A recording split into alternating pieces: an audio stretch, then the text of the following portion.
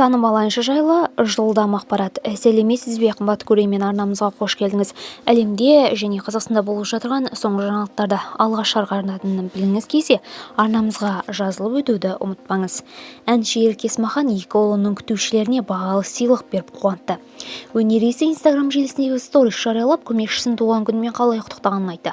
Бүгін Исламоктың бала күтушісінің туған күні. Гүлмен сыйлық алдық. Сосын екеуін білмейік деп Батырдың да күтушісіне гүлмен сыйлық алдық. Екеуіне де Картерден бұрын жаңа телефон керек екенін білемін. Сол үшін тосын сый жасадым. iPhone 16-ны көріп екеуі жылап қалды.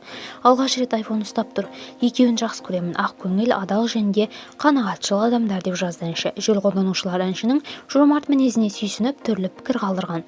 Ерке сыйласа, демек керемет күтушілер екен. Ақшам көп болса, мен де бала күтушісін жалдар едім. Ерке мен Райым мен керемет жандар. Бала бағу қиын жұмыс екенін түсінетін жандар. Өте керемет жомарт жан. Өскенде Еркенің баласын бағамын деп пікір қалдырған желідегілер. Видеомыз кеңінен таралу үшін лайк басып жақындарыңызға таратуды ұмытпаңыз. Бізді бақылауды жалғастырыңыз.